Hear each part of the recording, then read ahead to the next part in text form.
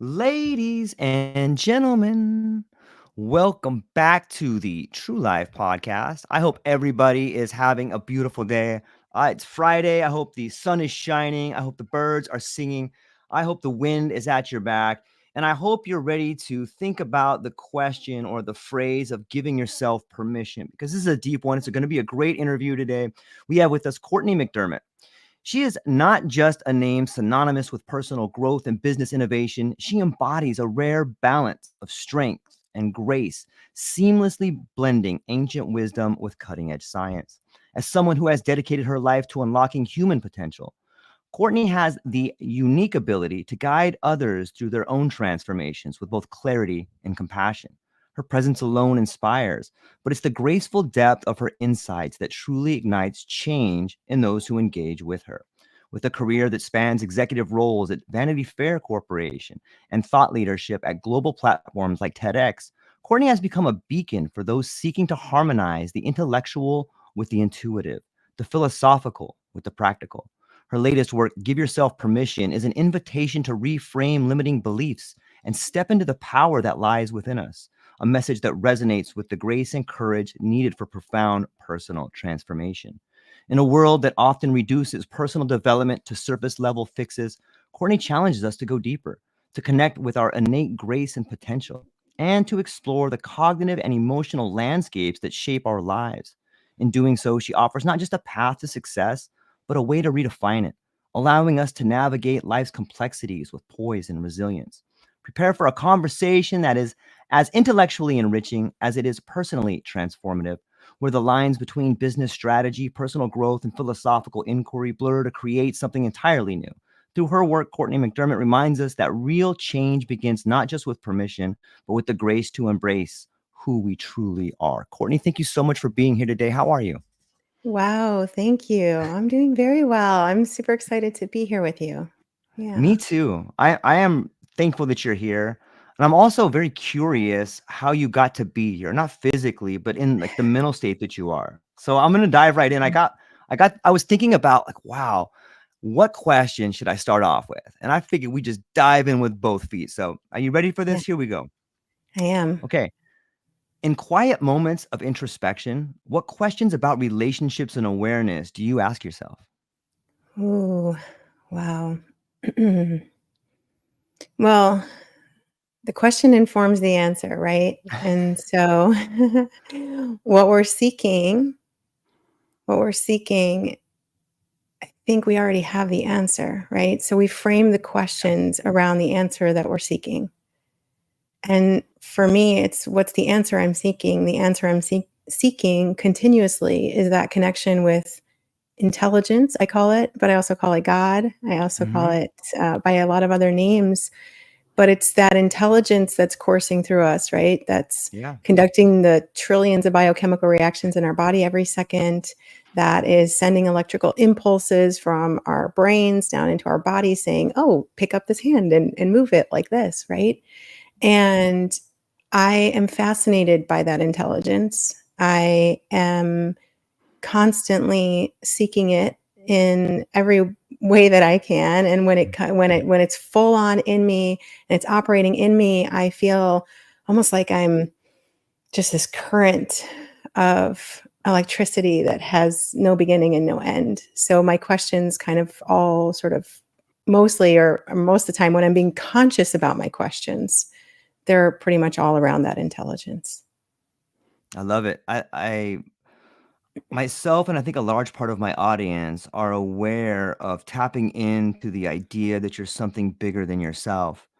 But it's Mm. interesting to me when you talk about having a relationship with that intelligence, it seems to me that that sort of language speaks to you in times of quiet contemplation. And I'm wondering, how do you balance the the moments of isolation, or does it come to you in isolation? But I guess it's a two-part question. A, does it come to you in moments of isolation, and how do you balance the isolation with connection? Well, now it comes to me all the time. Nice. But, not I mean, I'm not always connected to it. I'm not always remembering to stay connected to it, and the distractions are Oh, wow. I mean, how many distractions do we have, right? And we're Right. exposed to trillions of pieces of data every second. So it's so easy to kind of um, forget that that wellspring of wealth in every sense is inside of us, but then obviously we're seeing the reflections of that. So these things start to work in tandem. I personally had, I say lots of cold and lonely hallelujah moments, right? Where, where it was like, oh man, you have to be alone, right? Mhm. And now the name of the philosopher is eluding me, but this idea that all men's problems, or I'll paraphrase, all our problems stem from our inability to sit quietly in a room alone. And I've spent hours and hours and hours in that aloneness space so that I can really be out there feeling it real time, doing what I do in the world, right? So I just recently had a talk in front of 1,000 female entrepreneurs, and the entire time I felt that electrical current feeling Yeah. that I described a moment ago. And the whole next day, I just couldn't stop crying, just spontaneously crying for what can pass through us, what we can this formless that we can express through this form when we are in this kind of union with it, when we're dancing with it, when we're inviting it in, when we're actually inviting it to take over. And the two things are really not separate. And I think that's where we fall into a little bit of an anxious trap with ourselves, Mm. is thinking that um, well, that thing is separate, so I have to sit in a room to be with that thing, versus like when I'm out in the midst of the messiness, I can't be with it fully, or I can't know it fully. And it's actually it's almost precisely the opposite, because you start to step out and say, holy smokes, you're everywhere.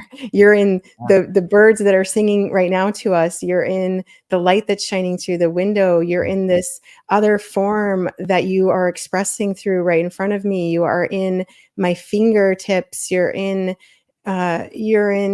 whatever, in like you're in the garbage. You're everywhere. Yeah. You're everywhere. And so I think it's that bubbly, like, oh my God, you're really everywhere feeling that we are cultivating through practice. And the only reason we really have to cultivate that through practice is because we fell asleep.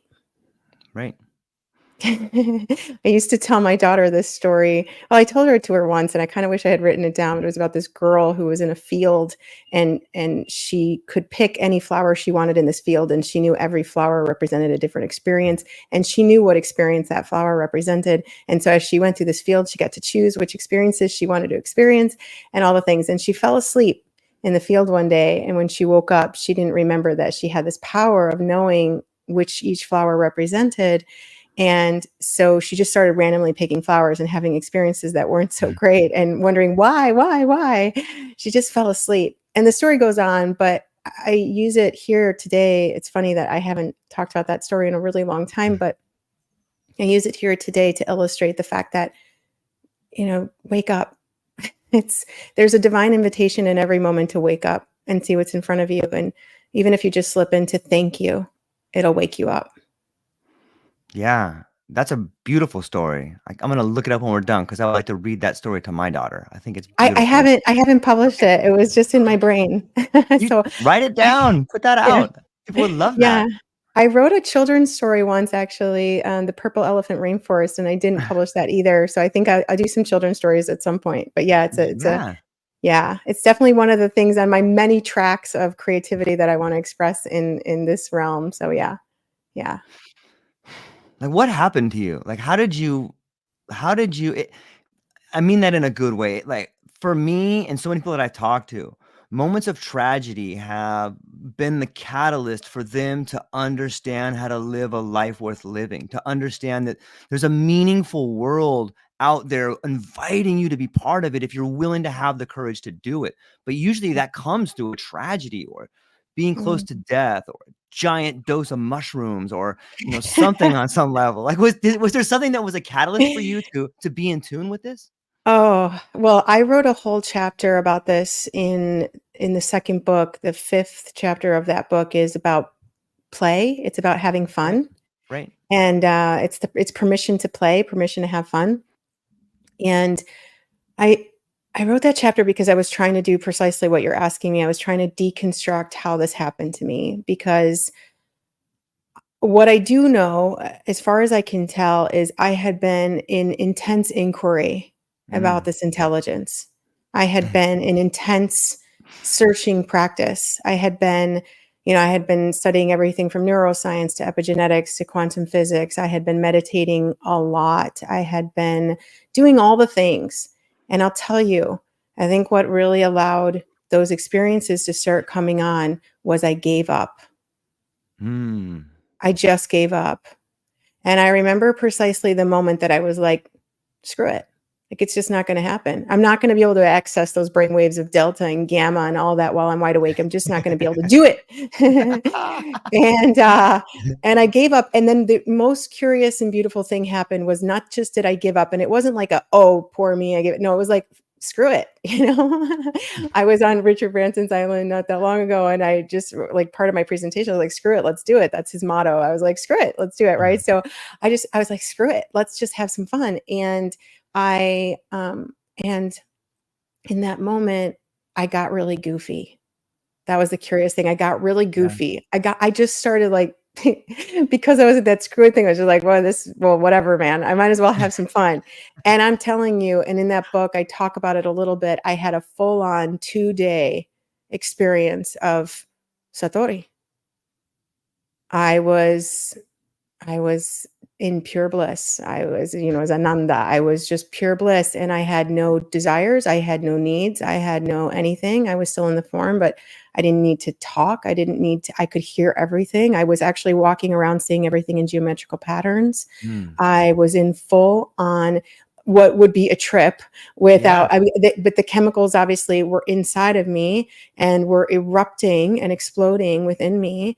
And toward the end of those 2 days, and I mentioned this because a writing came through, and you can read that writing in the 5th chapter, the writing that came through, that's only part of it. But at the end of it, this experience, or toward the end of it, the question came, or the statement rather, if you stay like this, you will never be relatable to anyone ever again. Yep. And I had to decide whether I cared about that or not. And there was a point where I was actually staying at a close friend's house in London at the time, and her daughter and her daughter's friend, who normally were very, I would say, kind of like too cool for everybody sort of Yeah. thing. They came into my room and they laid down on my bed. And I just remember this awareness that humanity giving us billions of reasons to come back. And I came back slowly, but I had never been there before ever, ever so much ever in my life. So it was this profound knowing that, hey, that's actually the truth of who you are, and I got to embody it and I got to keep it. And I Mm-hmm. think a lot of times these experiences, it's a little bit like in the Bible where it says, you could crash into the wedding party, but you can't stay. But you can also stay just any moment, just wake up. And like I said, sometimes that portal into waking up is just saying, wow, thank you. Just looking around and noticing what there is to notice that's so sublime. Thanks for sharing that. It's beautiful. Mm.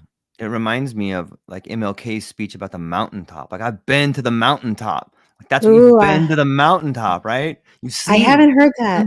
Oh, I wanna listen. I'm gonna write that down after. Yeah, thank you. Yeah, yeah, Sorry. absolutely. No, not at all. It's profound, and you're right. You see it not only in biblical or scripture, or another great place to look is the medieval mystics, like the Cloud of Ah, Unknowing or Julian Norwich, or all of these mystical experiences where people are trying to explain what it's like to touch the fire of the divine on some level. And you could mhm. be there, but you become a real weirdo if you stay there. You become that outcast. Like, people are like, this guy's kind of lost his mind over here. He's all so Mm. happy and laughing.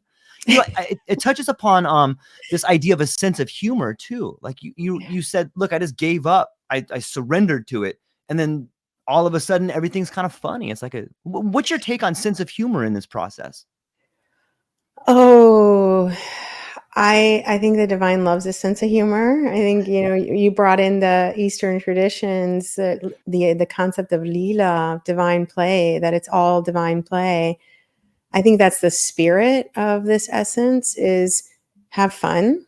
Why are you taking this so seriously? I mean, we're here today, we're gone tomorrow. But I say that not from a pulpit, because I take it very seriously sometimes. I take it way too seriously sometimes. And I have to remember constantly, give it up.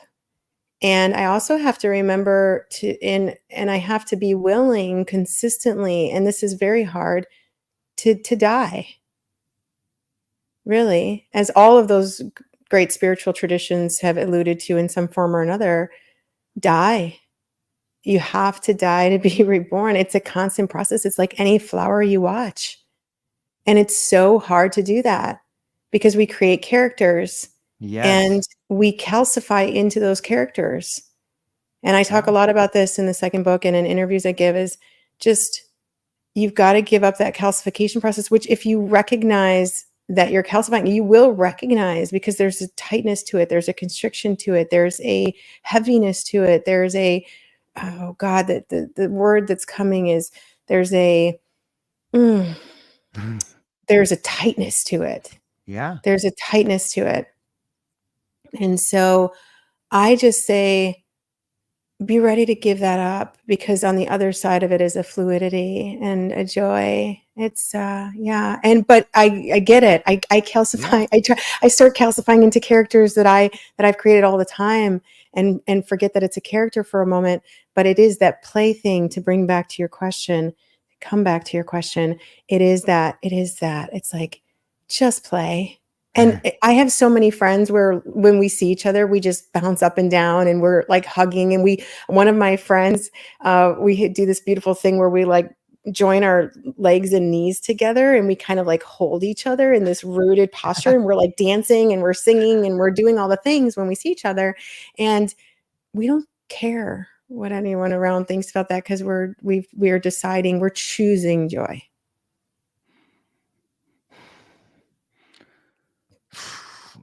I think of death and rebirth and characters and roles and the first four letters of culture. And to my mind comes this idea of, you are very accomplished. Like, you have worked for some of the biggest brands out there. Like, you have succeeded way beyond what some people's idea of success is. Like, Mm, and you go, I can only imagine that you are sought after to speak at these different places, or probably trying to be recruited for some large corporations as an agent of change. Hey, let's bring in Court, she can change these things. mm. Like, how do you like having that rap put on you? Ooh, I love it, because people oh, that's the character. That's one of my main characters. I love that character. It's only when I forget that I'm not the character that I can get uncomfortable. Mm, It's only when I forget that I'm not the character that I can get uncomfortable. I'm gonna repeat that, because I yeah. repeated it because I think that piece is so important. I mean, we talk about person, right? We say, I'm this kind of person, or she's that kind of person. Person comes from persona. They were the masks they wore in ancient Right. Greek theater. Right. Now, I have elaborate masks and I like all of them. People talk about the ego, they trash the ego. I'm like, I love my ego. It's what puts me up in that room. The ego is the lowercase I. What's wrong with the ego? The ego, it's only when you forget you're playing it. Now, I don't remember who said this, because I'm sorry that I can't attribute it to someone, but he was talking about a man playing Macbeth in theater. Actually, because I heard it secondhand, I didn't hear it from him, whoever he was. God bless.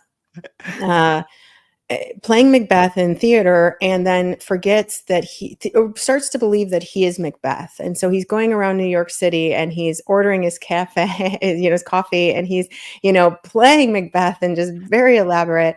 And people are like, what is going on? Right. That's what people should be when you're playing the character so much that you've forgotten that you're not the character.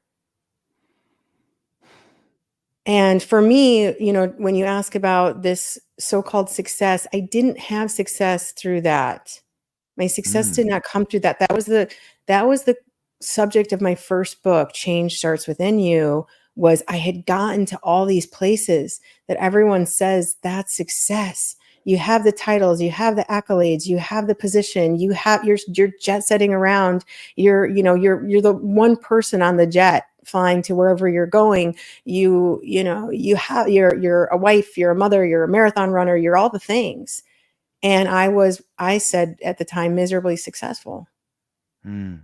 And I love being in this role where I'm called in from some of the, most remarkable humans on the planet right now to resolve this aching itch, this knowing that no matter what you seek outside, if you're seeking it only externally, you can't be happy.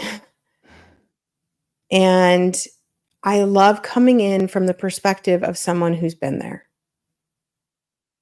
and someone who really fell asleep in that dynamic.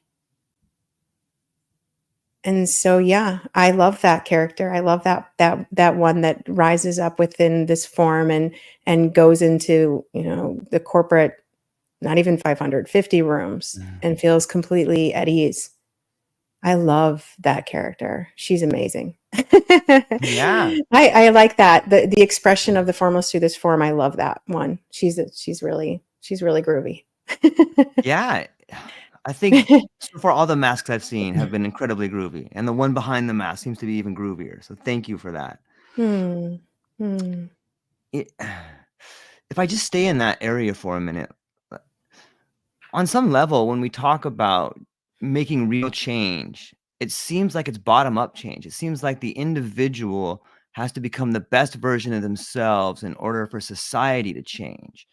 The corporate world, or maybe culture itself, seems to be top down. Is that like, are we waking up slowly as individuals and changing culture, or are we battling against this sort of top down structure, or is it both?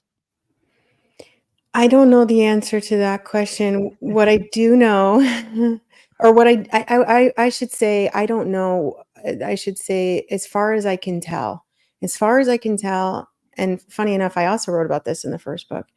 I don't usually bring in the first book, or it doesn't usually come into my consciousness so much, but I talked about the single cells of a body. It's one intelligence. You're a cell of that intelligence. I'm a cell of that intelligence. If we want to go down to the kind of atomic level, or it's even not even, Yeah. that's a, I'm not talking about subatomic, like whatever. Anyway, now I don't want to digress too much. When we go down to that level, I'm a cell, you're a cell. The body, I think, in order to be in a state of health and well-being, which I believe is what you're asking about, enough of the cells have to be in a state of health and well-being. At least a critical mass of those cells have to be. And one healthy cell can inform so many other cells in the body, because a healthy cell is very powerful. It has a magnitude about it. And it has an exponential multiplying quality about it. Whereas an unhealthy cell is much weaker. So it doesn't have the same domino or dominant effect. I think you have to start, I think it was Tolstoy who said, everyone thinks of changing the world and no one thinks of changing himself. The change really does have to start inside of you. And that is the hardest thing, because everywhere you look, almost everywhere, and I think this is the beauty of the work that I offer, is I don't have your answers.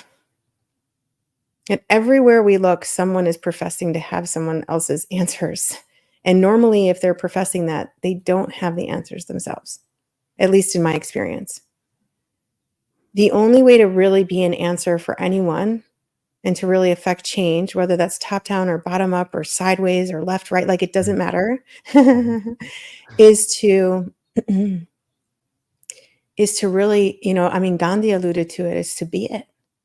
I used to really when I growing up, my teachers would always say, "You're a teacher, you're a teacher, you're a natural born teacher."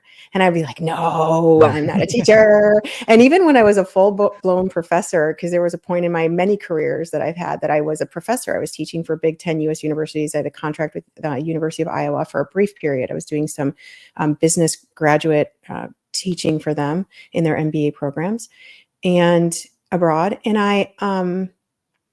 I still railed against this teacher thing, but then I got this intuitive insight. I love languages. I've lived in different countries, and I love studying and learning. There's so much behind a language. Oh my God, that gets so excited because my brain's going to other possibilities to talk about.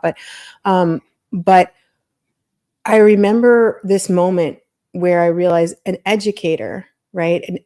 Educate comes from edure, which means to draw forth, to educe, which is an archaic term in our language. We sometimes hear induce, but it's educe, edure. It means to draw forth, to bring forth the genius in others. And I thought, that's what this form does. This form does that. So when whoever's in front of me, it doesn't matter words, no words, you're reminded of the genius in you. And that's what I'm doing, I guess, if it's what I'm doing, non-doing. Yeah. Yeah, that was kind of a divergent answer, but I Beautiful. that's where my brain wanted to go on that one. It's beautiful. I love language too. You speak multiple languages, and you've already hinted at being able to sort of listen to the language of nature and what it's telling you on a different scale. Like, do you think being able to speak and live in different cultures and languages opens you up to seeing the bigger language, whether it's symbolism or whether it's the way a plant grows or a vine grows up a tree and knows how to put out a flower at a 47-degree angle on August 23rd at 3:33 p.m. Like, that's just language in itself, right? Maybe you could just geek out on language for a little bit. Take that wherever you want to. I love geeking out on language. Yeah, So me too. I feel like you and I are like long lost friends. I'm like, how long did it Totally. take you to come back into my field, my friend? There you are. Yes, there you are. So I remember distinctly multiple times when I was living in France. So I moved to London 25 plus years ago, and then I moved to France after that to write my dissertation. I was living in the south of France in Toulouse. I did not speak French well when I went there. I had taken an immersive course at the London School of Economics, but I didn't speak fluently at all.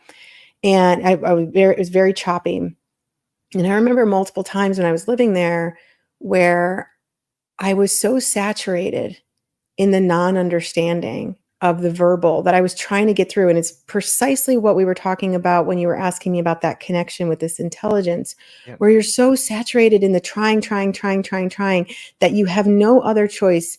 It's just through sheer exhaustion to just give up. Yep. And every time I gave up, there was a rewiring. I believe now, I looking back as best as I can understand it, there was sort of a remapping happening within me on every level. But there's another component of when you don't understand the verbal that you really, really have to rely on what's happening non-verbally and all of those cues. And I believe that's one of the reasons that I am a very good reader of what's really happening. Like I sometimes will joke that I have this amazing BS radar. Like the minute someone's not being real or the minute someone's lying, especially, anything, and it can be, and lots of people go around and not even maybe realizing that that's what they're doing, and it's like this part of me just all of a sudden cues in, it feels it. It's a sensation in my body. And I believe that all of those times where I was learning languages and living in different places and having to rely on so many other cues, it's funny because lots of times, even now, when I will listen to languages that I don't know, or I'll be surrounded by people in the language I don't know, I feel like I understand what they're saying. And I know that it's really, I'm understanding what's happening pre-verbally or non-verbally or on very subtle levels. And you know what? We all have this ability. I sometimes will say things like, well, if you walk into a room and people have been talking about it, you feel it. If talking about you feel it, right? You feel it. Yeah. Everyone feels it, right? And we're like, whoa, why do I feel that? You feel that because you do know, but you're just not in that sort of intense, dedicated, devoted listening to yourself and the world around you. Yeah. I read an article a while back that said the first thing you should do when you walk into a new room is take like a really deep breath through your nose, like, because there's so much information, and if you think about the way in which we use our senses to process information, the olfactory sense is something that sort of has gone away. Like we don't really think about it too much, but it's the closest sense tied to memory. So why wouldn't it be full of information? If you walk into a room, you're like, and it's all in the language. Something smells fishy. Something's rotten in the state of Denmark. Like it's in the language right there. I mean, but Yeah. it brings me to this other question about sense ratios. It sounds to me like a lot of what you're describing with language is more than the written or more than the spoken word. And it sounds to me like on some level, this awakening, this confrontation with the divine spark that seems to be happening, of which your book is an invitation to. Is it possible that we could be in the midst of a radical transformation of sense ratios? You know what I mean by that? Like we're consuming information in imagery and language in real time in a stream of consciousness. Is it possible that maybe that's what we're beginning to see as this next step of evolution, where we really begin to have meaningful conversations beyond words? Ooh, I'm not versed in sense ratio. This is the first time I'm hearing that Yes. terminology. I will say that that I do believe that the real communication happens nonverbally. And in my experience, the most powerful moments I've had working with people is when I just shut up and let it be. Because what's happening is a transmission. I was on a live yesterday with one of my dearest, beautiful friends, and she's Colombian. She was the first woman in that region of the world to do seven-figure product launches online. She's just a really astounding human. And we were doing this live to talk about the release of my 2 audiobooks that are coming out shortly.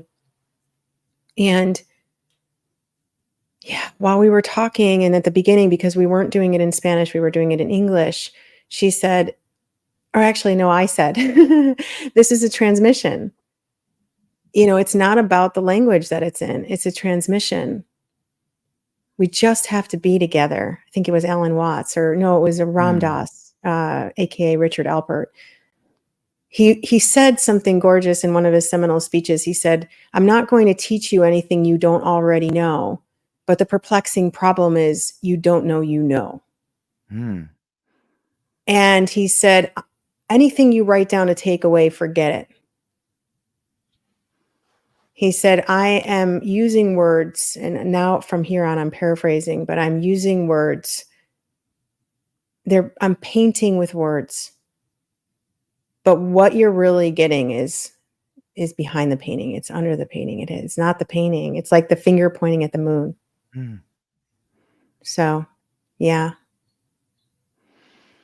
It's so interesting to me that perhaps the best tool we have is language, but it seems so inefficient on some levels. It seems it's such a beautiful gift, but sometimes it's so hard to convey meaning on some level. Like what you mentioned, that maybe the best thing to do is to just let the transmission come through and be quiet. But what are some other tips and tricks and tools that you have found to communicate meaningfully? I think the words are vitally important until they're no longer important. So just to clarify. And I was listening to this beautiful company of musicians last night. Wow, they were really amazing. I wish I could give you their names right now, but maybe we can include it in the show notes. I'll Yeah, try to find it. please. I was listening to this beautiful musician, and one of the things he said, this is, and it was in the song, he said, this is how I pray. His music is how he prays. My talks, that's how I pray. Right now, this is how I pray. Words are vitally important. And it's so important to mind your word, because every word that you utter has a vibratory frequency to it. And we are, if you want to go back to Tesla and those studies and Einstein, it's all frequencies and vibrations. If you want to understand the nature of the universe, I believe this is what Tesla said: understand frequency and vibration. Your words have vibratory frequency to them. They are vitally important. They are the way in, they are the portal. In my work, the words are absolutely essential until they're no longer essential. And the moment they're no longer essential, there's an explosion. There's an however you want to refer to it. I don't really like to think of levels of consciousness or up-leveling or anything like that. It's more, it's an awareness, it's an opening, it's a knowing, it's an embodying. It's that every cell is it's singing with it, it's dancing with it. Yeah. Yeah. That is a phenomenal answer. Thank you for that. Mm. When I think about awareness, like the more that I think about it, the less I think I'm aware. But there's so much awareness out there. What is your relationship with awareness, and how has it changed over like the last 10, 5, or last year even? You are, by virtue of your experience, you're always aware. That's the one thing you always are. You're always aware. The question is, what are you aware of? That is the question. I love it. Right? Where are you choosing to direct your awareness?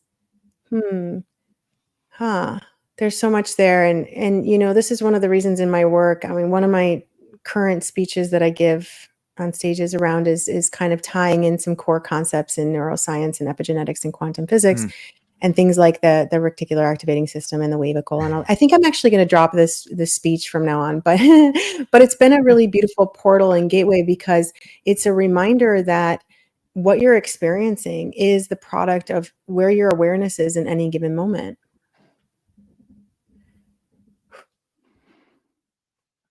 So when you really drop into, okay, where is my awareness right now? And you allow your awareness to really settle on what it is that you desire to be more aware of. And you learn, you train yourself. I train myself. I'm hyper trained to redirect my awareness.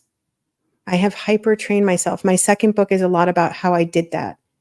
I hyper trained myself to be aware of what I want to be aware of. Not what everyone else wants me to be aware of. Not what social media wants me to be aware of. Not even what my team wants me to be aware of. Not what my daughter wants me to be aware of. That's the hardest one. Yeah. What do I want to be aware of? Because I know the power of directed awareness, which most of us don't have. There's a line, for some reason, I do like to draw from different spiritual texts, but the Bible's coming back again. There's James 1:8, when it says, a divided mind is unstable in all its ways.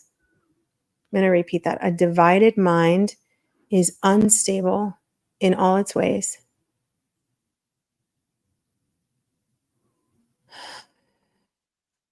For me, when my awareness, when my consciousness is flapping all over the place, I'm like a fish out of water.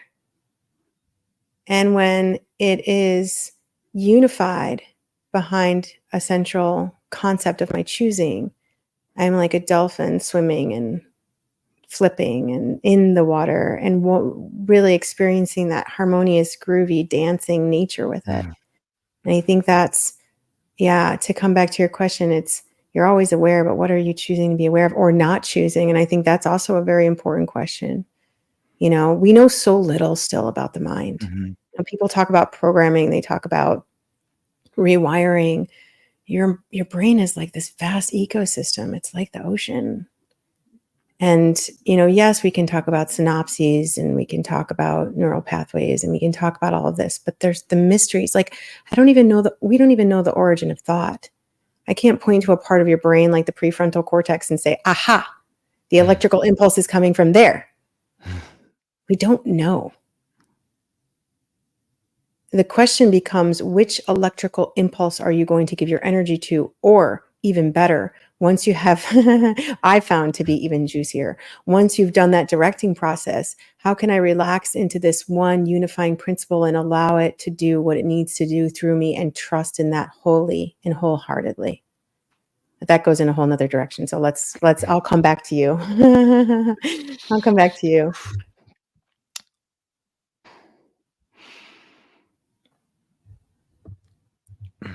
I recently spoke with a good friend of mine, Reverend Dr. Jessica Rochester, and we were talking about attraction and power in non-ordinary states of consciousness. And I feel like Mhm. you have a really unbelievable sense of awareness and have visited some idea, way more ideas than I have ever visited. But I'm curious, what is your thoughts on the idea of our relationship with power and attraction? Well, the thing that just came up for me before maybe we move into power and attraction, big ones. Um, the only source you really have to study if you really want to do like some intense study, and probably really if you want to move into power and attraction, and we can talk about maybe different meanings and possibilities for that, is is inside of you again. So it's like we go outside, Mm. we want all these, we're seeking these answers, we're searching, and it's like, does he have my answers? Does she have my answers? Who has my answers? And that's fun for a while, and that's actually very informative. And depending on where you're going, if what I say is, if the source is pointing the way back to you, great, stay with it. You're the one with the ruby slippers, you know? Yep. So power and attraction. Well, we have so many misguided ideas about power and attraction, I would say. Our misguided idea about power is force. Our Mm. misguided idea about power is force. Our principal misguided idea about power is force. And the Tao puts this really beautiful, the Tao Te Ching, Lao Tzu, in the non-doing it is done. You know, we're scrambling, we're searching, and that has its place. It's like I said, it's like the Buddha, you know, falling asleep, you know, giving up finally. It's the same that happened Yeah. to me. Although mine was slightly different because I just got really goofy as well. And I've seen that the times where I've done that on in other places has been so wow, amazing. And reminder to stay in that place. um But yes, we have this misguided idea that power is force. So I have to go out and make it happen. This is one of the things when I hear that phrase we use, I'm like, oh, what do you have to make happen? Mm. It's all happening. Right. um, it's really misguided. So power is, I once was at a writers conference. This was many years ago, and a man stood up in the audience, and I wish I knew his name. I'd love to attribute it to him, as I think he was reading from his own writings, and he said, does the tumultuous surface of the ocean know of the calm at its depths? That's power. You can have all that going on, and you can have an inner, I'm here. And that's also the force of attraction, because I once heard it described like you could throw something in a tumultuous body of water and you won't see the ripple effect at all. You can throw it in a calm lake and you will see ripples that extend out as far as you can imagine. And it's the same with this idea of so-called attraction, is really, again, it's a frequency. Mm. And what frequency are you in? And that comes back to awareness, and then that comes back to power. So that's the best answer in my current state of, as I heard Dr. Joe Dispenza say once, my current state of ignorance. Ah. From my current state of ignorance, I think he said something like that. I can't recall, but like from my current state of ignorance, this is as best that I can answer that. And I am probably paraphrasing, but that's what comes up for me. I Yeah. love it. It's interesting. That's a great idea about the tumultuous water and the calmness underneath of it. My son is back. Sorry about that. Oh, that's all right. Okay, there we go. Have you found throughout the course of your life that you ask more why questions or more how questions, or any thoughts on that? Well, the question is vitally important, the questions you're asking. And the reason they're so important is because your subconscious, um, or your unconscious, again, and this is as far as we can tell in the studies right now, is way more open to a question than an affirmation. Mm. And the way your reticular activating system is designed, again, as far as we can tell, and just for anyone listening who may be more or less familiar with that, your reticular activating system is like the most glorious search engine ever created. It literally it's finding answers all the time. It's finding the corresponding Mm. matches to what it is that you're seeking. It's looking for that. And a great way to just kind of bring this home is a lot of people say, "Oh, I bought this car and now I see that car everywhere." Or I remember when many moons ago, I was working at the North Face, the outdoor company, and as soon as I started work, shortly after working there, I was like, everyone's wearing North Face jackets.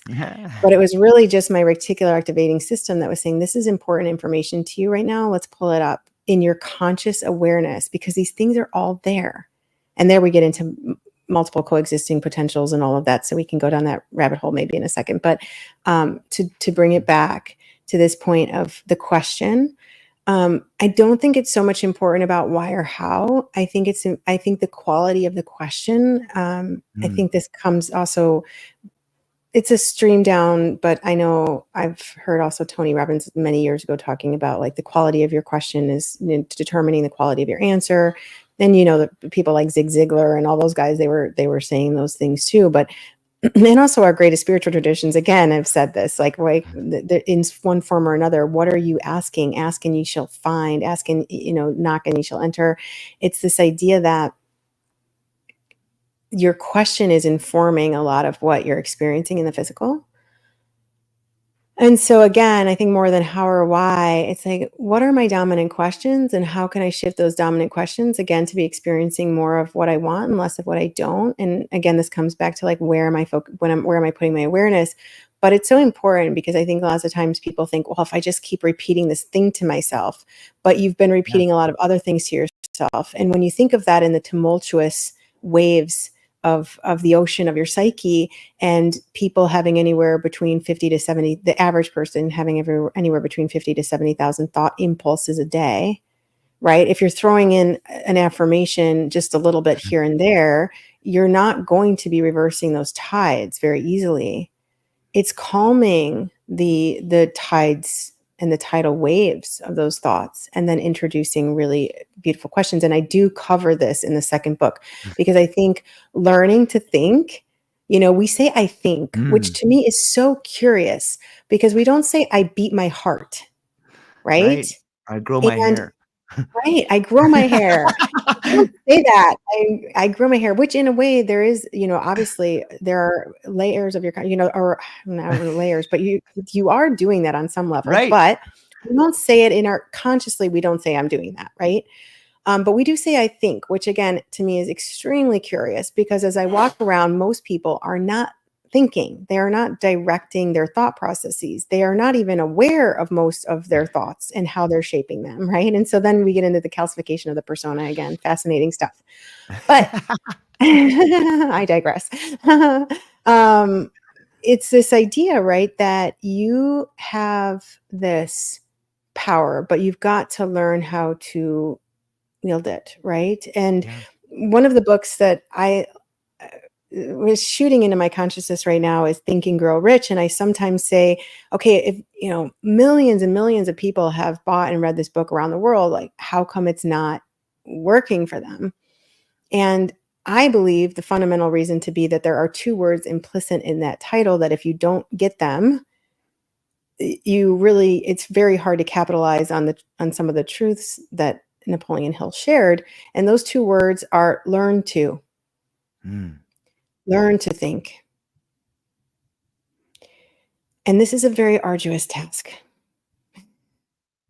because you have to sort of unthink your way into a new way of thinking.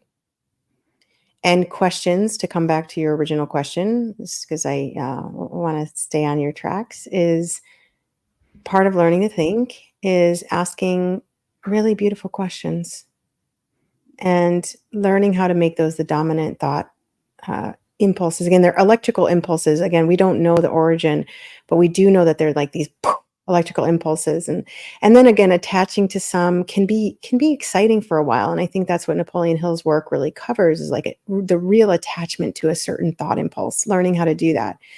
I believe on the other side of doing a lot of that work, even though I still believe in a lot of the validity of it, there's also this beautiful resting place of, okay, I did all that, and now resting in just really spontaneous evolutionary impulses that come through, and again, without forcing.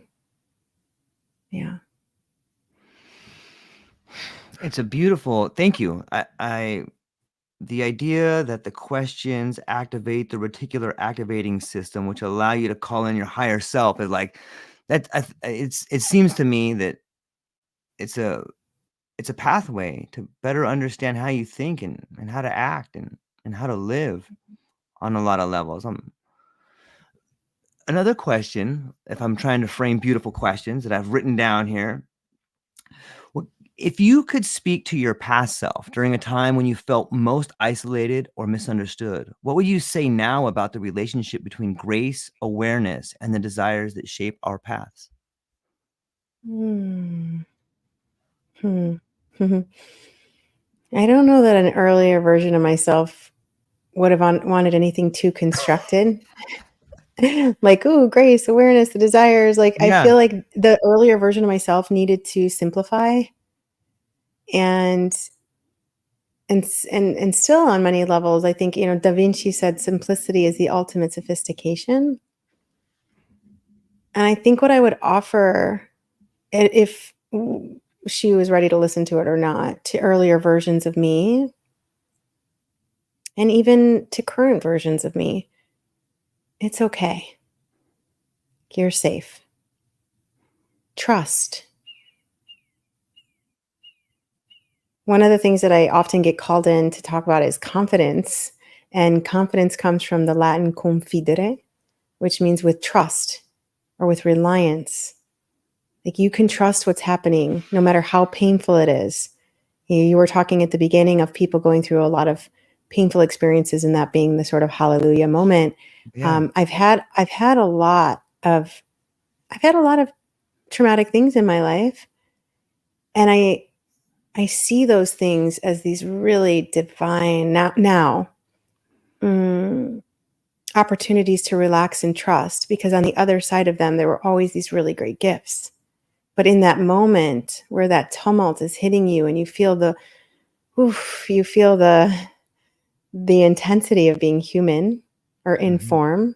And it's funny now that I'm saying that, I'm thinking, or what's coming to me is really this like holding this intensity that we are inside this tiny form, like holding worlds inside this small vessel.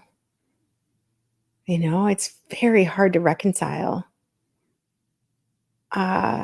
So for me, yeah, for me, I guess an earlier version, and like I said, even current version, sometimes it's just trust. You're safe. It's all okay. Even if you can't see it. I was playing Monopoly with my daughter. I think it was probably about a year or 2 years ago. We were playing Monopoly, and we haven't really played it since. We went through a whole, like, I don't know, it was a week or something, or however many days, or however many times that in this short period that we were into Monopoly. And I remember that every time she would draw a card that was an unfavorable card, she would get really upset. Like, you have to pay $50 or you have to go to Right, jail. And I remember the equanimity with which I was pulling the cards, because I knew it was a game. right. And so I knew it was a game. So I was like, oh, wow, okay, I got this. Right. And I remember one day, as I was living in Italy, I lived in Italy for 23 years. I just moved here to California from Italy a couple months ago. And I remember one day, like, I got some registered mail in the mail. And what registered mail usually means in Italy, and I don't know about here, but it means you got either a ticket or a fine or something. Right. And I remember because my accountant had actually made a mistake on my tax return. But I remember receiving this and knowing that there was probably something like that in it, and waiting to a moment where my energy was really high to open it, which is one of my, if you were asking about tricks, this is a Right. trick, I guess, that I use. I wait till my energy is really high, and then I open this knowing like whatever's in here is okay. And I opened it, and it was like a 900 euro back payment to the government. And I sent it to, but I remember opening it, and the first thought impulse, and again, this was from training, was like, thank you. Thank you that I have the abundance to like not worry about this at all. Whereas maybe in a previous version of my life, I would have been like, oh no, how am I going to pay for this thing? Right. But the abundance is within you. And this is a whole nother conversation, but it's like knowing that you are provided for. And I just felt such immense gratitude that I could just pass this off to the accountant, say, hey, what happened? He ended up having to also kind of give me some money back because it was his mistake. But I just remember feeling that equanimity again. And that is what I'm alluding to here. I'm suggesting here is they're all happenings. Everything that's happening is just happening. That's it. Whether someone smiled or frowned, it's just a happening. You have no idea what's behind it. Are you going to pick it up and hold it? Are you going to let it go? And that goes for whatever you're perceiving to be right or wrong, good, bad, left, right. It doesn't matter. So I guess, yeah, that's what I'd offer to her. That's Yeah. great advice. Well, you, Mm. you you alluded to trainings. Like, what kind of trainings were you doing? Oh my God. What trainings have I not done? It'd be a lot easier to answer that. Okay, answer that one. Oh, I'm fascinated by learning, I guess. Yeah. I love learning, and I love learning about anything that's related to human potential. Mhm. I've practiced many different modalities, but I don't think it's the modality. I think it's the intention behind the practicing. It doesn't matter what you practice. Uh, different strokes for different folks. I think it's really connecting to what works for me, and you'll feel that, and that'll shift and change mostly. Like, I know one of the things that almost always works for me is dancing. Like when I'm really dancing, like when I don't give a crap how anybody, whatever, it's just like I'm really dancing. That's something that is, I get the energy moving through, because we have a lot of stuck stagnant energy. It's really easy in the physical to get stuck stagnant energy within your physical form and even within your field. And I really strongly believe in letting learn whatever helps you move that through. Mhm. Lots of times people will say, oh, I was really struggling with something, and I got up to take a walk around the block, and then it came. Yeah. Yeah. Right. Shaking is a wonderful way. I once heard this woman talking. So I was in the south of France, and she was talking about shaking, and she was introducing us to this practice of koya. And she said, um, imagine a gazelle being chased through the grasslands by a tiger. And the gazelle gets away. However, the gazelle does not go to therapy for the next 10 years about this time that the tiger was chasing her through the grasslands. What the gazelle does is she shakes through every part of her body, releasing the tension, releasing the fear, and goes back to being a gazelle. When this woman, Rochelle, told that story, I was like, yeah. And at the time when I heard it, which actually was before I hit the south of France, I watched a video of hers online, and I couldn't shake fully one of my legs. Like there was so much stuck energy. And at that time I had quote unquote achieved so much.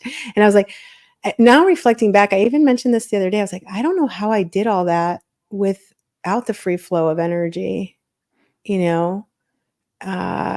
It was just sheer will. And I can be like that. I'm very dogged. That is something that I think that you see a lot in people who get there, is like this determination of come hell or high water, and kind of whatever I have to sacrifice. And that's a hard thing to reconcile. My God, because for me, this I struggle to find the words, but this relationship with this intelligence that I was talking about at the very beginning, it is my number one thing. And that does mean that it's my number one thing.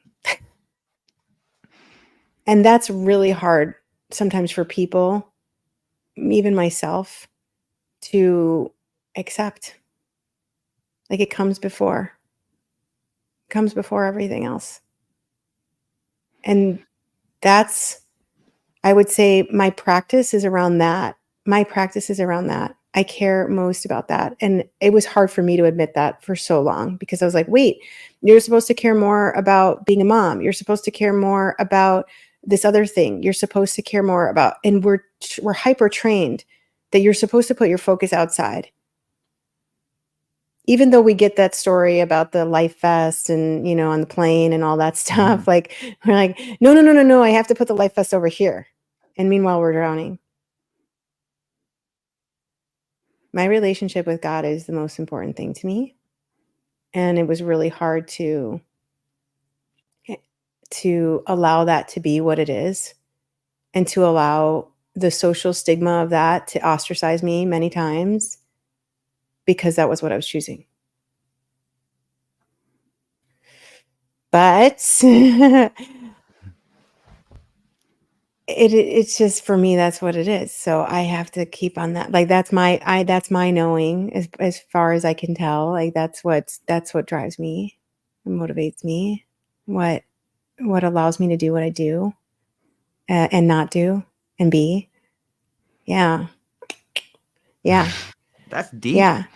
Thank you. It's like a lot for Friday morning. I wouldn't have it any other way, right? Like it should Good. be that way. Like it should be in depth like that. I think that the meaningful conversations about self and identity and how you get to be where you are and why you think the things that you do and struggle and sacrifice. That's a great word too. What comes to your mind when I say sacrifice? I don't believe in sacrifice, but I practice sacrifice sometimes. I Maybe think we should define it. Like how would you Yeah. define sacrifice?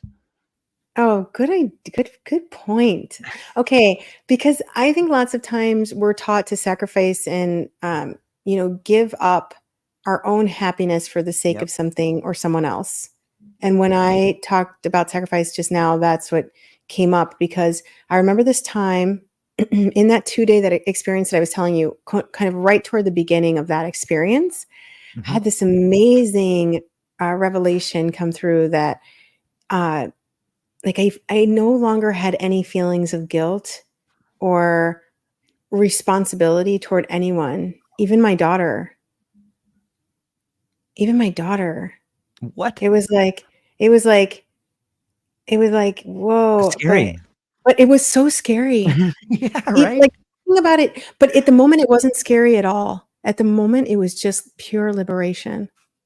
But talking about it now, I can feel the remnants of fear that can grip me sometimes. When I forget again that I'm playing a character, she's playing a character, that's not the truth of who we are. The truth of who we are is, as far as I can tell again, is this liberated, grooving, enjoying energy that courses through us when we let it, and that informs the form in ways that we just can't know, but we can embrace and we can joyously dance with. And that idea, like, because I always thought I have to sacrifice. Even moving here was really funny, because I never thought I would move back to the US. And my daughter really, really, she was 2 years like, I want to move back. I want to move back.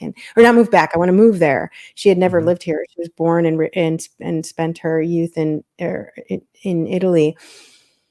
And she really wanted to go. And I was married for 18 years, but we were we got separated and divorced and transitioned out of that relationship into something new a few years back. But I guess that's been about 4 years, maybe. I don't know. I have a very bizarre relationship with time, but it's and she wanted to come here, and so after a while, and she wanted to move to Illinois, and I grew up in Illinois, and I realized at a certain point I was like, my nervous system cannot do Illinois. Yeah. So at first I thought, oh, I'll sacrifice to do that because she wants this. And then I realized, what? Like, I won't be healthy. I won't be well. Like, why? No. So then I started looking at Costa Rica. And I was looking at American schools in Costa Rica. And then I realized, oh my God, at a certain point, I realized that was only about my nervous system.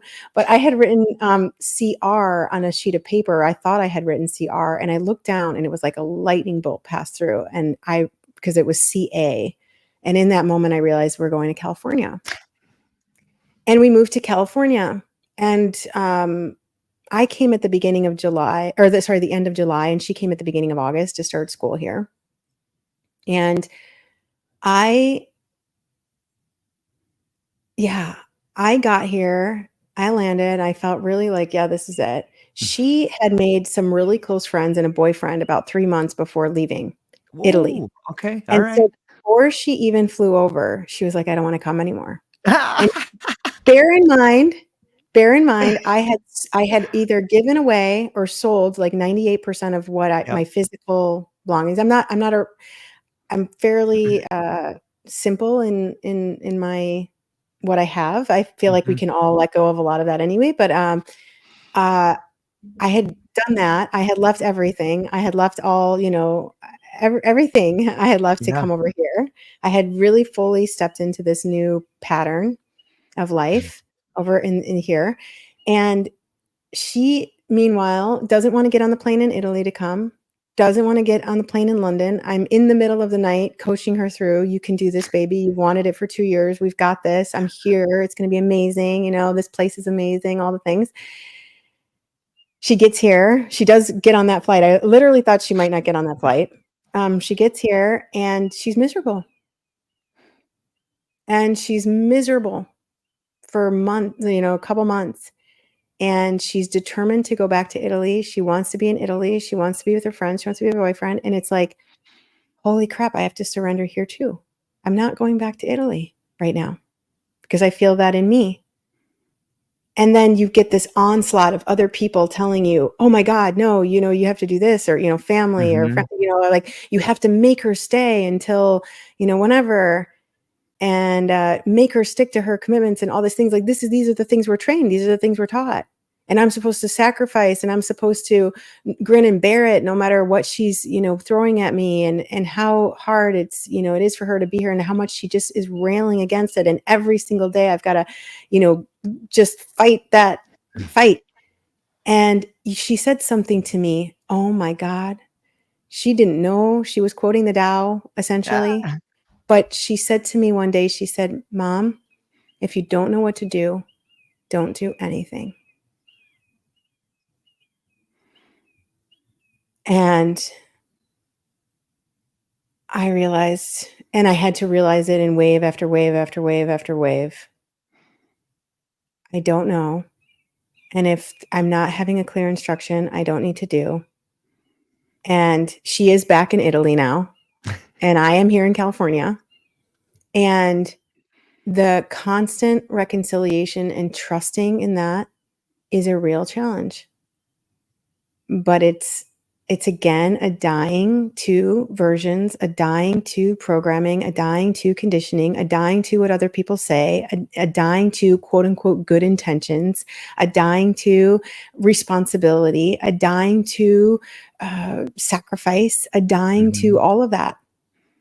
To be willing to rise again. This is what the resurrection is about. To rise again into a new expression that you don't even know what that expression is going to be. Is that long answer your question? Beautiful. Yeah, it echoes a lot of my family just moved from Hawaii, and we had a similar experience with my daughter going to a really cool school. She had gone to this school for like 5 years. She had all her friends there, and we're like, okay, we're leaving here. What? Yeah. Dad, what the hell are you talking about? We're not doing that.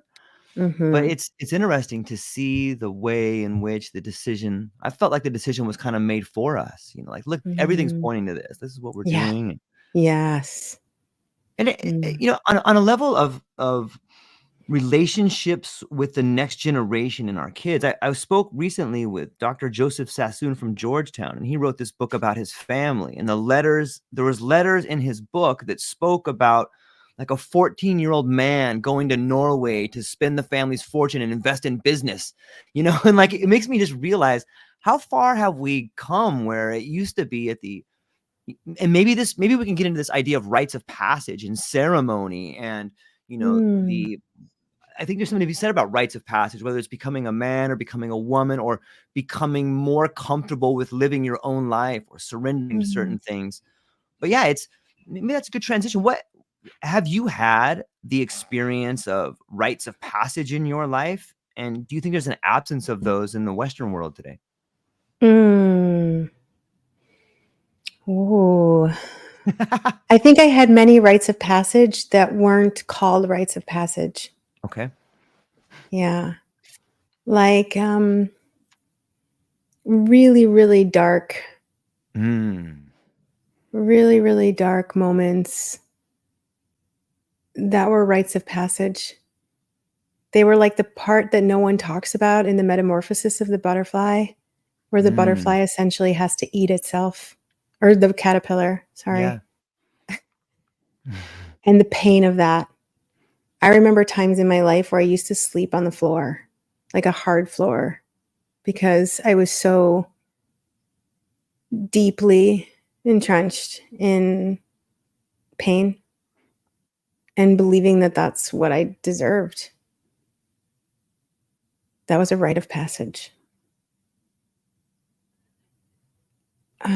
for me, not for everyone, for me. Um, I have been exposed to certain ceremonies, and what I will tell you about rites of passage or ceremonial, and by ceremony, I mean there's so many, like even just a Yeah. cacao ceremony or Yeah. just a joining together. And I do this with my friends a lot. We just join together. And I think what's important about it is not about going anywhere from where you are. It's about the intention. It's about the spirit that you join that moment with. And those rites of passage exist every moment. Um, yeah, I think there are huge, I think that the cultures that knew and that practiced rites of passage, they were deeply connected to everything. They were deeply connected to the power of plants. And I mean, not just as medicine, but as living beings that are stretching out and interconnected and knowing their interconnectedness. They knew it. It's like not like anybody had to tell them, "Oh, you're interconnected." Right. These Right. cultures, they knew it and they provided this because they knew it. I think we've grown into a lot in the West, but even, you see it in the East for sure as well. Very disjointed, very disconnected beliefs. They're not real, but we perceive them as real. And it's almost like you're detached from your limbs. Like it's almost like as if you said, "My arm's over there."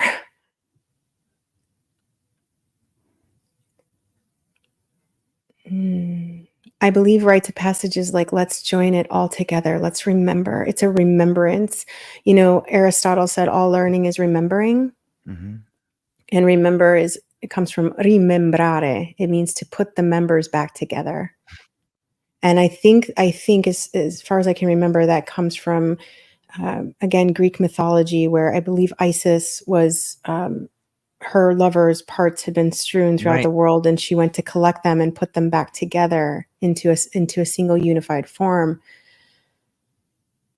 I think that's what we're seeking now. I think that's what we've always known, but we have like really, yeah, fallen asleep. And as a result, a lot of our behaviors and beliefs and mental constructs have reinforced that, like, I'm separate from you, I do this thing over here, I'm so great, Right. you know, whatever that looks like. Mhm. And I think the rimembrare, the remembrance is like, oh no, no, actually you're me, and this is self talking to self, trying to understand self. It's all pretty trippy, but it's all ultimately, like, if we go down to the smallest unit of matter, and we go down to quantum entanglement, and we go down to a lot of those theories that, as far as I can tell, again, from what I've read, and the scientists that I've studied who've studied that, is this knowing that, you know, we there you can't one of my most favorite texts on this concept of, like, entanglement and everything came from Michael Talbot, and he was talking about a fish in a tank bowl, Mm. um, and having two cameras on it. So if you look through the lens of both cameras, if you're seeing the reflection of both cameras, you see this fish. You see what appears to be two fish, but one is always affecting the other. So if one goes in this direction, the other one's going in that direction, right? And so we're trapped in this illusion of, like, we're looking through multiple lenses rather than that single lens of knowing, like, oh, actually, that's just one fish in that bowl. I loved him. Oh, it's such a shame that his physical got to, you know, he contributed so much. He passed, or he transitioned into he out of human form, like, really, really young. But he was an amazing physicist, and he wrote a book called The Holographic Universe, in which he describes this precisely. And I think that kind of gets to that kind of gets to it. That kind of gets to the point of it, is like, we are always affecting each other. You know, it's like the butterfly effect, right? And the minute we really know it, right? We really know it. It's a lot easier to become way more conscious about our decisions, our thought patterns, our questions, all the things we've been talking about today. So, yeah. What do you think is the most beautiful spiritual part of science? Ooh, I think science at its core is spiritual. I think that's where Einstein was going. Einstein was going there. Also because in its purest form, science is supposed to be pure. It's not, because it's never not, because human consciousness is always looking for, it's very rare that you catch a scientist, like I think Einstein was in his later years, going for what they don't know. Most scientists, as far as I can see from the scientists I've studied and engaged with their work, is they're looking for a specific probability outcome. So they engage with the field with the intention of finding a specific probability outcome, Mhm. even if they don't really want to admit it, and they say they're not biased and all of that. They're looking. And this is why you see scientists, leading scientists, cutting edge scientists, with diametrically opposed findings, because you are finding what you want to find within the field. And the potentials, as far as we can tell, are infinite. So you are lighting up that particular quark or boson. Fabulous. You're seeing that flash into existence the moment you're placing your awareness on it. Fine. Fabulous. Nothing to say. Einstein, toward the end of his career, where he was looking for this formula on, I think it, again, translated roughly, probably like a unified principle, or there's another name that's commonly used for it that I can't recall right now. But Einstein, I think he said something gorgeous. He said, he was such a guru. He said, I want to know the thoughts of God. The rest are just details. That's where I would say is the intersection, but also the truth of all our seeking, not just our scientific seeking. Science is this way that, for most people, lets them in. This is why I will typically talk about that intelligence as intelligence, and I will maybe sometimes, but not very often, choose that instead of God, because we have all of these connotations around this idea of God. God, or this intelligence, is the animating force behind all that is. That's all it is. I don't know how else. It's what's governing the path of the planets. You're not sitting there saying, is the sun going to come up in the morning? Is it not going to come up? Is it going to come up? Is it not going to come up? You are trusting in whatever that intelligence is. And when people tell me they don't have faith, I'm like, man, if you didn't have faith, you'd be dead in the water.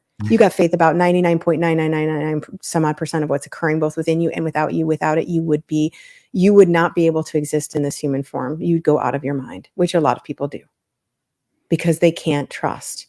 but you have to trust. And the more you relinquish that infinitesimal amount that's left over that you think you got to control and you got to make it happen some way, and it's got to be this way or else everyone's, the sky is going to fall. The more you do that, the more you will open up to like, wah, what Einstein, I think, was talking about. For example, one of the many, Talbot was talking about that as well. All of the people who have really made an impressionable imprint, have left a remarkable legacy, they were talking about that in some form or another. Yeah. It's beautiful. One of my reoccurring guests that I have on, who's a good friend of mine, and I think an incredible academic scholar, is Dr. David Solomon, and he's much like you. He speaks many languages. He speaks Greek, Latin, Hebrew, and he's read all these sacred texts and manuscripts in their original form. And he just has this really unique way of like putting it out there for you and allowing you to digest it and move around the material. And we got into a conversation about the leap of faith.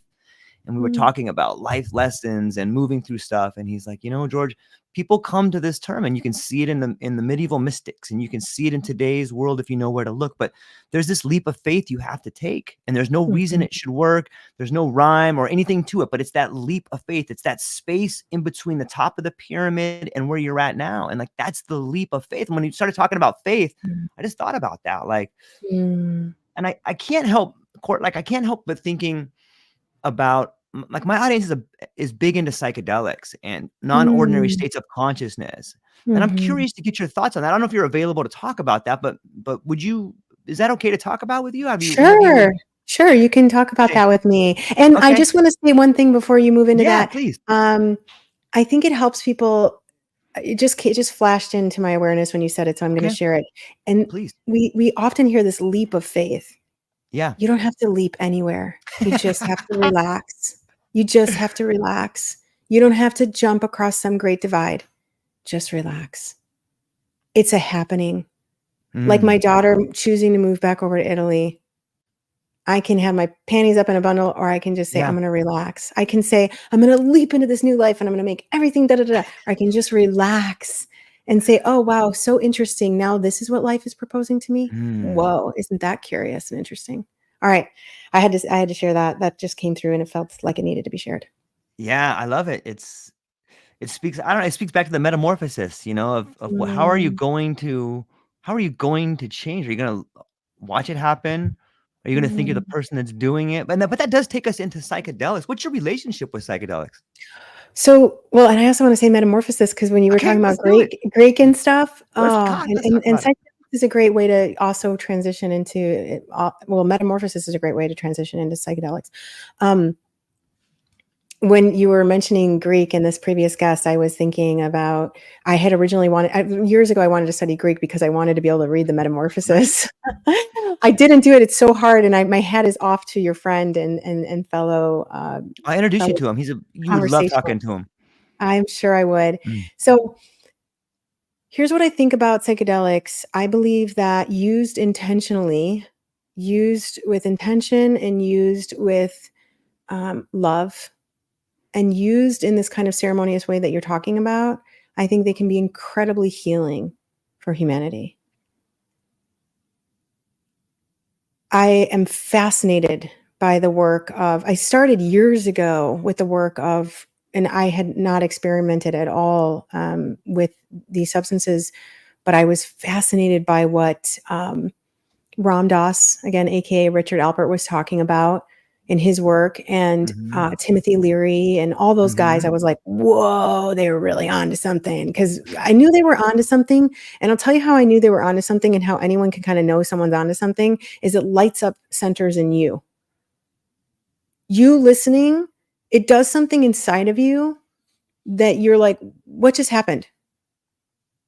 When you listen to some of these, talks and this is what, in my work, this is what I feel that my form is here to do, because it's like people say, oh my God, I like everything just opened up, right? And that's what it is. It's not that anything you say, again, to write home and take away. It's like that it's a transmission. I believe that these medicines have transmissions, and now also the current work of Michael Pollan. I'm reading Yeah. his work right now. I think it's fascinating. I think it has such a phenomenal, important place. I have since then experimented with psilocybin. I think I've had my experiences without have been actually more profound, and I haven't done anything like the hero journey thing that Right. is talked about or anything like that. I'm interested, I'm curious. But just the little bit that I've experienced, I was like, oh yes, this is this is akin to what Mhm. I experienced, what I'm talking about in the second book.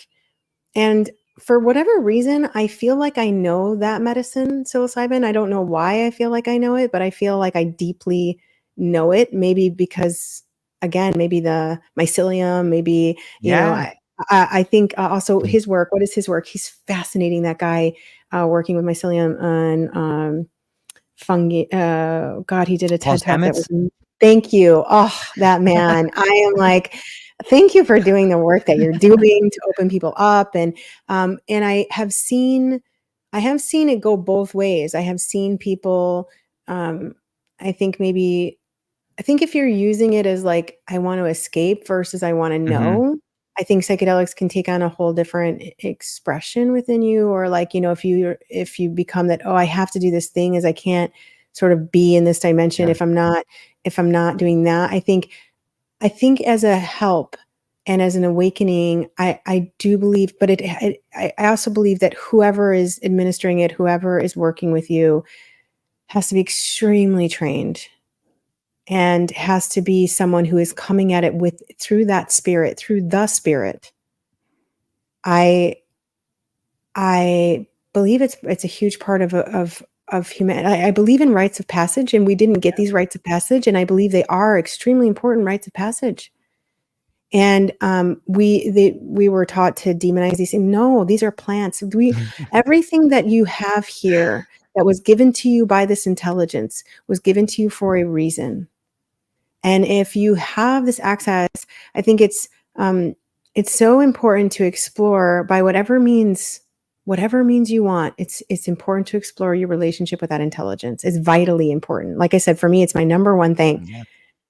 And I noticed that it allows you to access those parts that have been systematically hidden from you. So I'm all about it. I think it's great if used in a very conscious and maybe I'm saying if used this way, that's my experience. I don't know. And I believe that anything, like even sometimes people getting drunk, that's seeking that connection with, like, turn off all this crazy noise around me. I just want to Yeah. relax. I just want to enjoy. That's okay too in that moment, because that was needed to remind you, like, I can enjoy this. I can go around laughing and stomping my feet and dancing, and I can have a good time and just it's okay. I think we have this tendency to be like, this thing's good, that thing's bad, this thing's right, this thing's wrong. I love uh, when Rumi said, Mhm. out beyond ideas of right doing and wrong doing, there is a field. I will meet you there. I think plant medicine and sometimes any kind of medicine really that is used in this way, like, it's to remind you there's a field beyond all of these constructs, and it's playful, and it's you're playing. I mean, Shakespeare, when he was talking about all the Mhm. world's a stage, all the Yeah. world's a stage. Wake up, enjoy it while you can. It's fast, man. This whole form thing, this whole material thing, this whole physical thing, it's fast. Yeah, Yeah, it's a it bleed. it is. Mycelium is such a wonderful metaphor for life. Like when you start thinking about the way it grows under the ground and it forms connections and it moves minerals and information and life around underground. Like it really my friend Tess Brzezinski, who's a mycologist, she does this therapy with psilocybin where she'll not only help and coach people through it, but she'll teach people to grow the mushrooms themselves. And in doing so, you got Mhm. to inoculate the grain, and then you can see the mycelium grow in the grain in a glass jar, but sometimes it gets contaminated. And like, what a Mhm. beautiful metaphor for life when you go, whoa, I'm growing this thing and it's showing me contamination. Is my life being contaminated? Hey, it's being Mm. contaminated by this fungus, or it's being like, is there points in my life where I'm making contact with something where it's contaminating me? And like, that's what I begin thinking about, that language you spoke about earlier, about this divine world constantly trying to flow to us or through us or speak to us on that level. It's like the information's all right there if you're just willing to be open to it on some level. And like, that's one of the reasons why I'm so attracted to the psychedelic experience. And I guess a follow-up question I have for you is someone who has found themselves on both sides of the corporate world. Do you think there's ever a chance where we could incorporate some sort of plant medicines into insurance models or mental wellness for corporations?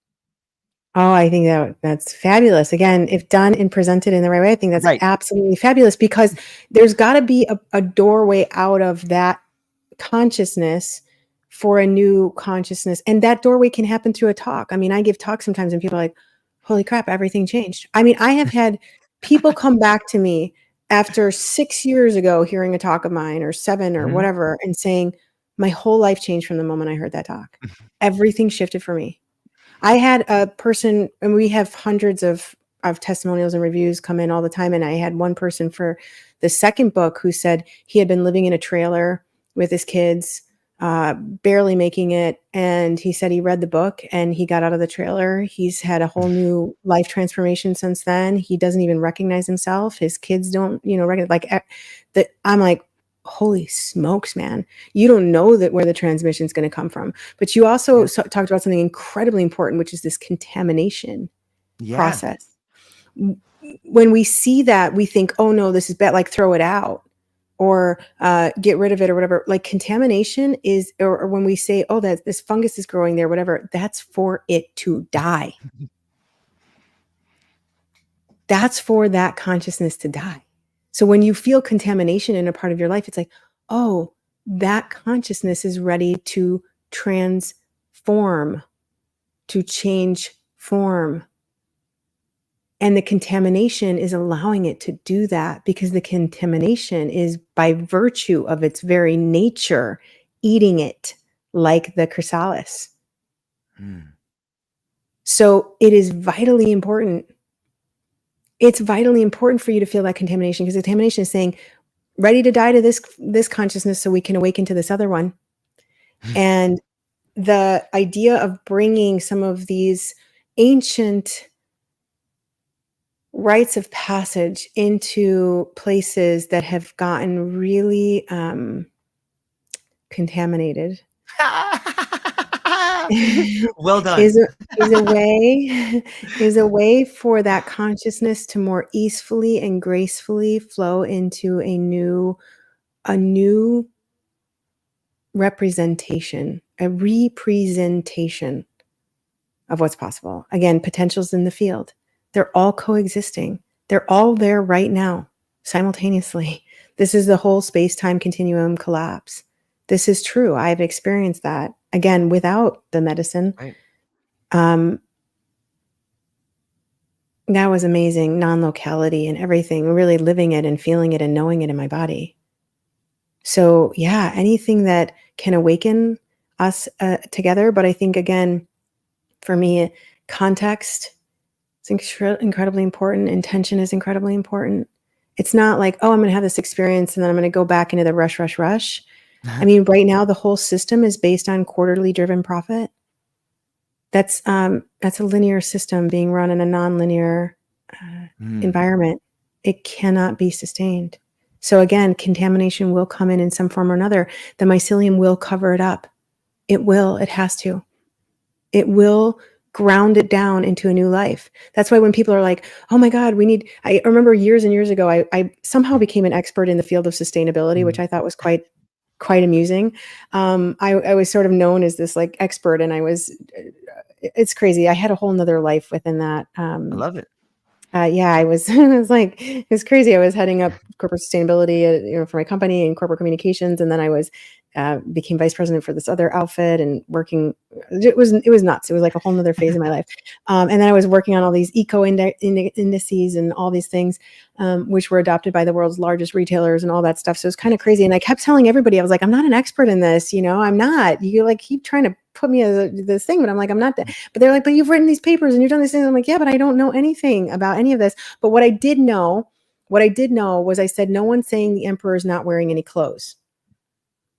We're trying to solve the problem at the level of the problem, which is to paraphrase from Einstein. But we're like, oh, just divide your trash and reduce your emissions. And I was like, dude, that's great. I know that it's coming from the spirit, but really it's like the cell, the microcosm has to be in a state of health and well-being for the macrocosm to be in a state of health and well-being. I was talking about it. It was the thesis of my first TEDx talk, and it was the thesis of my first book.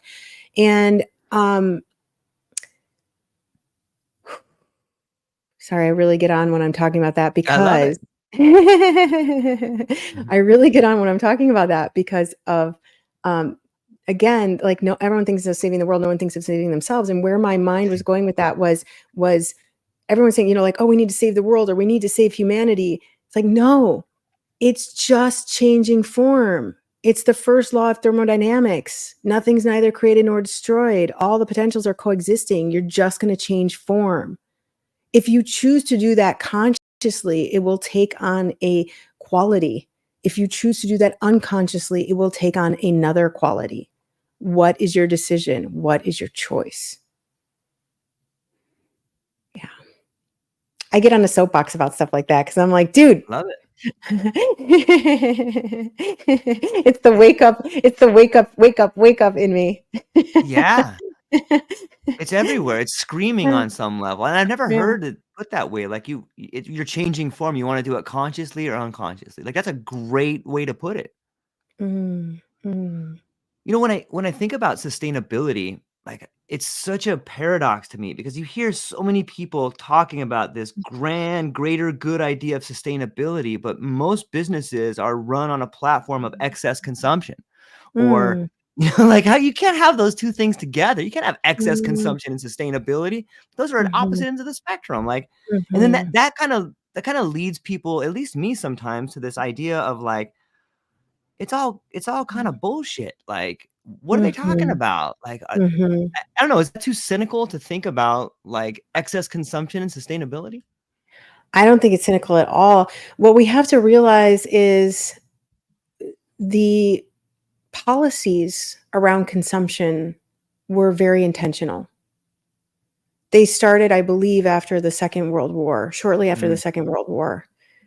It's written in our socioeconomic policies. You can go and reference the writings I'm talking about. Governments, and especially led by the US, were specifically designing strategies for excess consumption. About 99 some odd percent of what you buy, what the average person buys, goes to landfill within a few months. This was systematically designed. They systematically designed for planned obsolescence, and they systematically designed for perceived obsolescence. In other words, they specifically design products even now for them to become obsolete, i.e. broken or unusable or not as user-friendly within a few months, sometimes even within weeks. That was intentional. We are systematically designing right now for perceived obsolescence, which means, oh, you're wearing those heels today, they're cool. You're wearing them tomorrow, they're not cool anymore. You don't have the most recent iPhone? You're kind of like, what's going on? I intentionally, I like Apple. I like the way, what I like about what Steve Jobs did was he got things real simple, and I don't want to digress too much, but he brought it down to the simplest that he could, and he almost lost his job. They almost lost the company. Well, he did actually, even he was fired. All these things because he tried to bring it down to this. And at first it was like, no. There was so much resistance, but he brought it down to it. If we can do that in a way that's also, you can use this for forever. When we start shifting mindset, and again, when we start planning for it, when our governments, when our leaders in corporate, when our leaders outside of corporate start saying, you know what? I tried the whole consumption thing. It didn't feel that good. Let's see if we can design strategies for harmonious interchange and interconnectedness and see what happens. You need some bold leaders. I work with really bold leaders. I work with people who say, you know what? I effing did that and it effing sucked. And I did it for a long time. And maybe I'm really, I'm internationally known, but I'm exhausted. Let's find a new way. And again, we only need critical mass because the power of that is so exponential that it blows everything else away. In my limited mind, I struggle to find someone who can do that. Like when I think of a bold leader who maybe has lived a life of massive consumption and has flown around on private jets, like are there any people that are willing to give all that up in order to live a life like that has less? Because like that change has to come from leadership on some level. You have to show that to people. Like I'm willing to give it all up. But I don't know. Are there people at the highest levels willing to give up their wealth in order to send a message to people? I think it was Buckminster Fuller who actually gave all his wealth away at the end of his life or toward the end of his life. He started just giving it all away. And there are many leaders that have done that. But here's what I will also tell you. They're not mutually exclusive. We think we have to give up this thing called abundance. What you're actually doing is you're opening to the true abundance. And there are leaders who are doing it. We're doing it right now with this conversation. I think so. I actually don't have to give up anything. I can join you in these ways. And I'm not saying you, right. The physical George, but I'm saying you as a unit of consciousness, as a cell in this body. And we can say, it just didn't work. And we don't have to become extreme and live in the Himalaya. We don't have to sit and chant mantras all day and hold mudras. We have to awaken. And this wealth of experience, even the corporate jets and all of it. I mean, what do we know about physical matter? We know it's moving. We perceive it as solid because of our current ability of perception, our abilities of perception. It's not solid at all. The particles in that corporate jet are moving about at speeds of express trains even faster. That's what we know. When we look at it, when we go deeper and deeper and deeper, so you can look at some of these experiences of like constructs being erected just out of consciousness. It's all an idea. Let it go. Like, let go of the idea.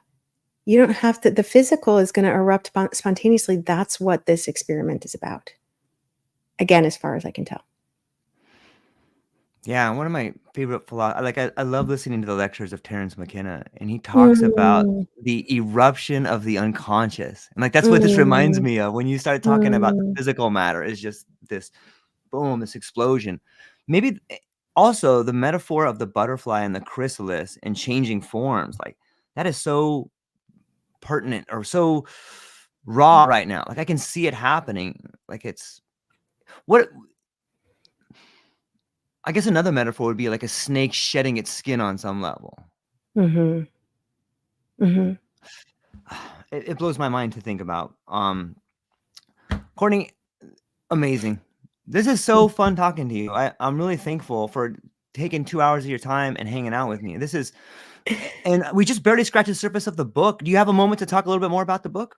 Yeah, I got a few more minutes. Yeah. Okay. Yeah. Okay. Yeah. So thank you for going down all these roads with me, but let's talk about giving yourself permission. Like, you had said, I'm never writing another book again. After this first book, that was enough. I'm not doing it anymore.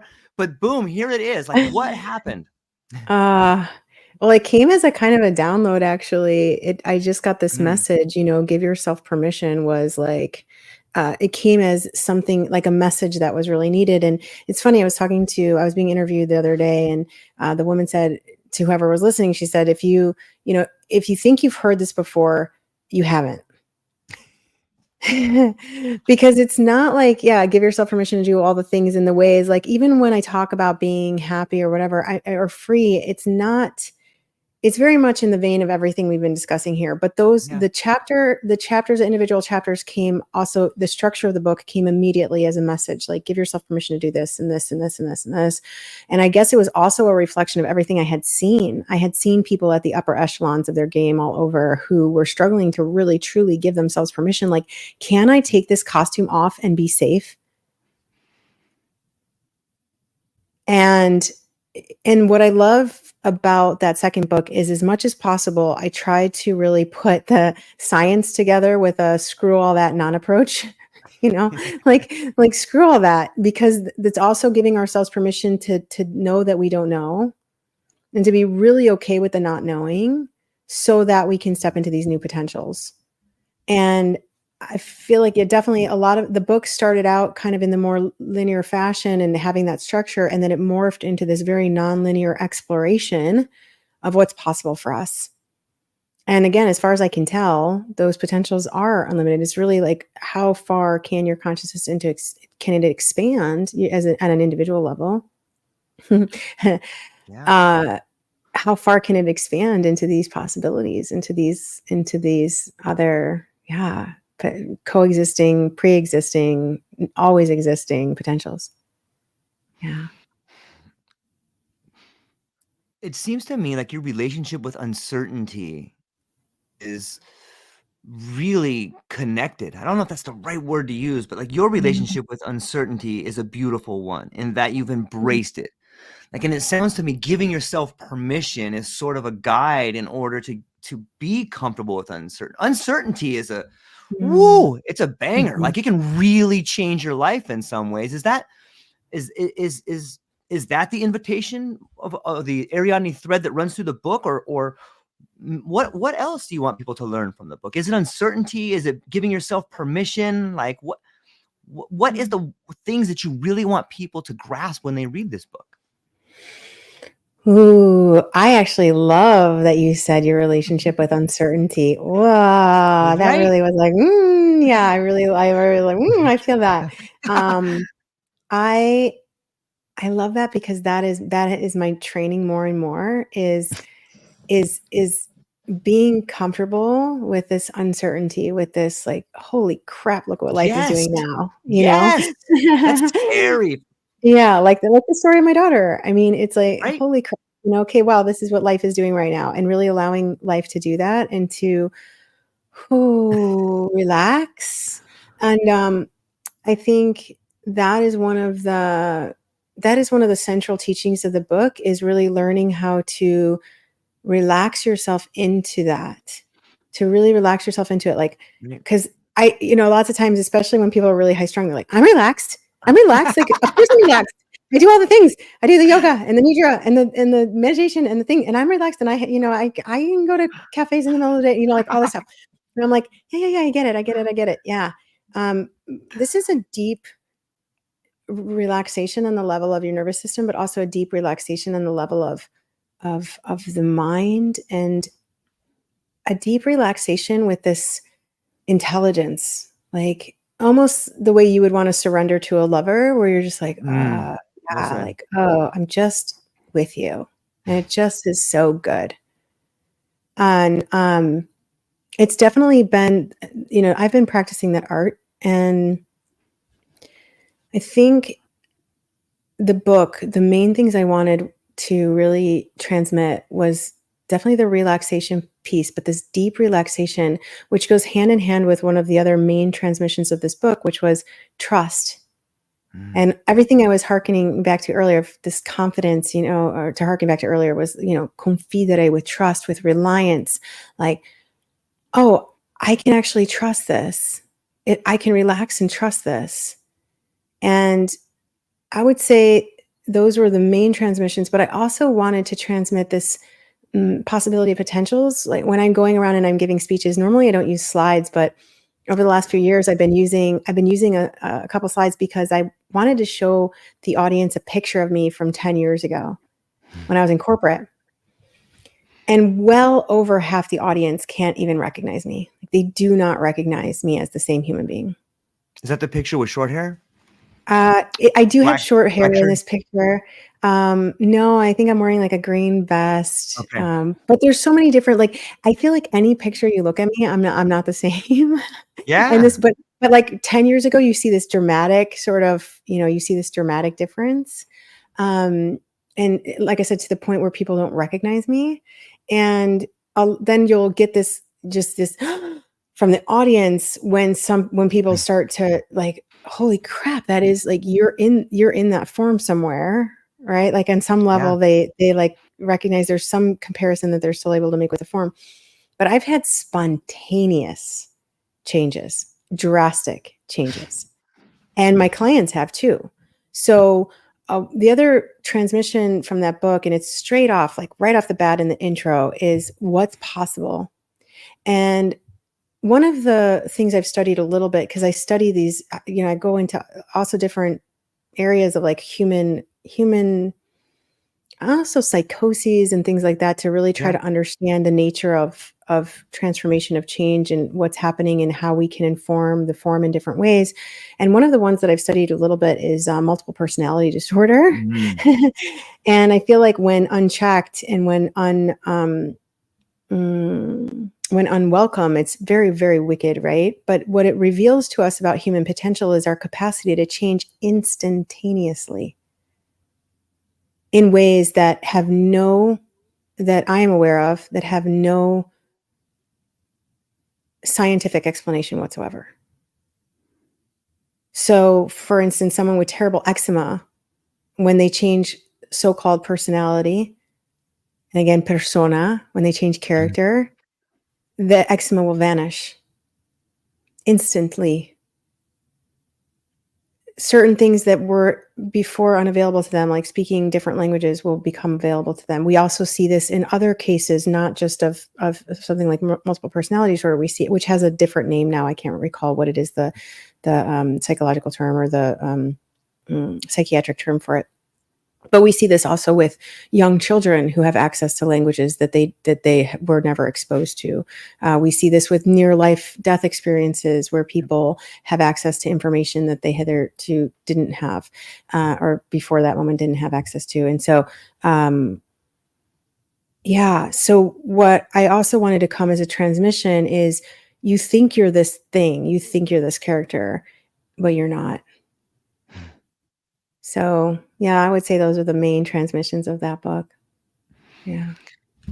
Sold. I think everybody within the sound of our voice is sold. Like it's a real pleasure, and I really I admire your ability to talk about change in the ways that you do. Like I think your command of multiple language probably has a really incredible way in which you see the world, and I am looking forward to seeing this book becoming a national bestseller if it hasn't already. Is it out yet? Can Okay. people go and get it right now? Yeah, both of my books actually are bestsellers, and not just in the US, but also abroad, and in multiple categories. And they've been out. The second book has been out for a year, but the exciting thing is that the audiobooks are coming out now. So Okay. it is my voice, and I had the Nice. publishers actually tell me, because I had been pushing it, because I had so much going on, and then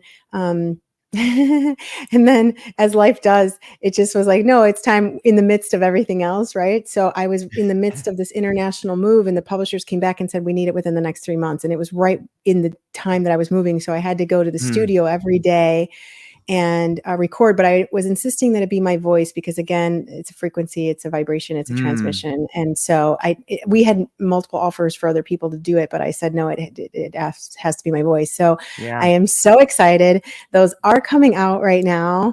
And I think the second book, Give Yourself Permission, is going to be out it'll be out on all platforms, audio platforms, within the next couple of weeks. And the other one, Change Starts Within You, will probably be out within about a month or two from now, from this recording. Yeah. Do you feel like reading those books out loud to an audience changed your perspective on the stuff that you wrote? I feel like revisiting what Here's what I think. Here's what I think. Okay. A book is a snapshot of your consciousness in any given moment, just like anything you create, right? It's a snapshot Right. of your consciousness. So for me, going back and reading, it was fascinating to see like where my consciousness was. And I would Right. say that with the second book, especially, my consciousness is still very much aligned to a lot, even though it's shifting so rapidly. And there's so many things taking place in me all the time that it's like, whoa, now I have a new and exciting Yep. perception about that, or perspective and perception. But it was really fascinating for me to see these pictures of me, basically, these pictures of my consciousness at that moment of writing.